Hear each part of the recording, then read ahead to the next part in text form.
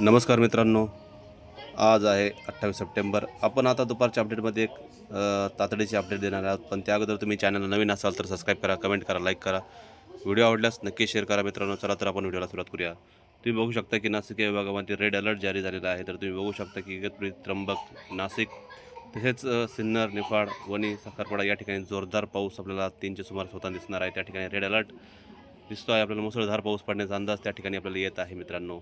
त्याचबरोबर तुम्ही कोपरगाव, वैजापूर, येवला, मनमाड, तेलवड या ठिकाणी वातावरण हे ढगाळ असणार आहे। तर काही ठिकाणी आपल्याला हलक्या स्वरूपाचा पाऊस सुद्धा पडताना दिसणार आहे। संगमनेर, घारगाव, जुन्नर, मनसर, अळकुटी, चाकण, शिरूर, राळेगाव, खडा, अहिल्यानगर या भागातसुद्धा वातावरण ढगाळ असणार आहे। तर काही ठिकाणी जोरदार पाऊस त्या ठिकाणी पडण्याची दाट शक्यता आहे।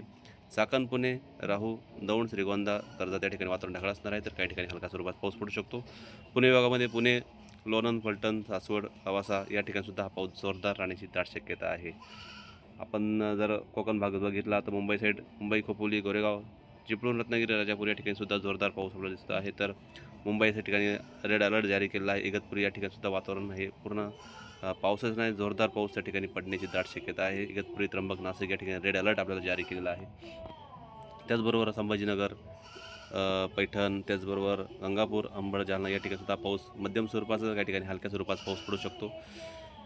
खडा, जामखेड तसेच बीड या ठिकाणी वातावरण ढगाळ असणार आहे। तर दौंड, श्रीगोंदा, कर्जत, करमाळा, परांडा, बार्शी, कुरुडवाडी, वैराग या ठिकाणी वातावरण हे ढगाळ राहणार आहे। तर काही ठिकाणी हलक्या स्वरूपाचा पाऊस पडू शकतो। माहोळ, पंढरपूर, सांगोले, सोलापूर या ठिकाणी वातावरण ढगाळ, तर काही ठिकाणी आपल्याला हलक्या स्वरूपाचा पाऊस पडता दिसणार आहे। तर काही ठिकाणी आपल्याला हलके सूर्यदर्शनसुद्धा होऊ शकते। त्याचबरोबर अक्कलकोट, परांडा, लेंडी, अफलाजापूर या ठिकाणी वातावरण हे ढगाळ, तर काही ठिकाणी हलक्या स्वरूपाचा पाऊससुद्धा पडण्याची दाट अंदाज या ठिकाणी आपल्याला येत आहे। त्याचबरोबर आपण 5च्या सुमारास बघितलं तर आपण बघू शकतो की वातावरणामध्ये कोणता बदल दिसतो आहे। तर तुळजापूर, सोलापूर या ठिकाणी, पंढरपूर या ठिकाणी वातावरण ढगाळ असणार आहे। तर तुळजापूर, अक्कलकोट, लंदा, उमरगा, तुळजापूर, वैराग या ठिकाणी वातावरण ढगाळ असून त्याचबरोबर त्या ठिकाणी मध्यम स्वरूपाचं, तर काही ठिकाणी हलक्या स्वरूपाचा पाऊस पडू शकतो। परांडा, कुरुडवाडी, बार्शी, बैराग, तुळजापूर, उस्मानाबाद, लातूर या ठिकाणी वातावरण हे ढगाळ असणार आहे मित्रांनो। त्याचबरोबर त्या ठिकाणी हलक्या स्वरूपाचा पाऊस पडू शकतो। बारामती, इंदापूर, लोणंद, फलटण, दौंड, करमाळा, कर्जत, श्रीगोंदा या ठिकाणी वातावरण ढगाळ असणार आहे। मात्र त्या ठिकाणी आपल्याला कोणताही पाऊस पडताना दिसणार नाही, हलकेसे वारे वातावरण दिसणार आहे। जामखेड, खडा, राळेगाव, अहिल्यानगर, पाथर्डी, बीड, गेवराई, माजलगाव या ठिकाणी सुद्धा वातावरण हे ढगाळ राहण्याची शक्यता आहे। मात्र घारगाव, अळकुटी, मनसर, जुन्नर या ठिकाणी जोरदार पाऊस होण्याचा दाट अंदाज आपल्याला या ठिकाणी येत आहे मित्रांनो। त्याचबरोबर तुम्ही उल्हासनगर, शहापूर, नेरळ, मुंबई, ठाणे, विरार, वसई, इगतपुरी, वाडा, पालघर या ठिकाणी मुसळधार पाऊस, जोरदार पाऊस आपल्याला 5च्या सुमारासुद्धा पडताना दिसणार आहे। इगतपुरी, त्र्यंबक, नाशिक, निफाड, सिन्नर या ठिकाणी सुद्धा जोरदार पाऊस असणार आहे। तर नाशिकच्या उत्तर भागामध्ये निफाड, मनमाड, येवला, तेलवड, वणी या ठिकाणी सुद्धा वातावरण ढगाळ, तर काही ठिकाणी जोरदार पाऊस असेल। तर चाळीसगाव, कन्नड या ठिकाणी, पाचोरा, मालेगाव या ठिकाणी जोरदार पाऊस आपल्याला 5च्या सुमारास होताना दिसणार आहे। एरंडल, परळा, अंमळनेर या ठिकाणी सुद्धा जोरदार पाऊस असेल। तर साक्री, नवापूर, नंदुरबार, शिरपूर या ठिकाणी सुद्धा पाऊस हा जोरदार असणार आहे। चोपडा, जळगाव, भोसवळ या ठिकाणी सुद्धा पाऊस मध्यम स्वरूपाचं, तर काही ठिकाणी जोरदार राहण्याची दाट शक्यता आहे मित्रांनो।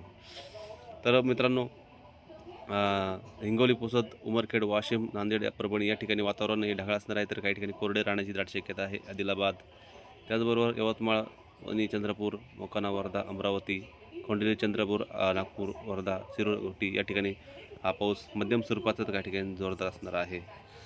त्याचबरोबर बंगालच्या उपसागरामध्ये चक्रीवादळाचा आपल्याला तडाखा बसल्यामुळे हे वातावरण जे तयार झालेलं आहे त्याचा फटका जास्त आपल्याला नाशिक, इगतपुरी, त्र्यंबक तसेच बऱ्याच भागाला त्याचा फटका बसलेला आहे। त्याच्यामुळे हा पाऊस आपल्याला रेड अलर्ट जारी करतो आहे मित्रांनो। काळजी घ्या। आपण संध्याकाळच्या अपडेटमध्ये पुन्हा एक अपडेट घेऊन आहोत। पण त्या अगोदर तुम्ही चॅनलला नवीन असाल तर सबस्क्राईब करा, कमेंट करा, लाईक करा, व्हिडिओ आवडल्यास नक्की शेअर करा मित्रांनो। भेटूया संध्याकाळच्या व्हिडिओमध्ये, तोपर्यंत धन्यवाद।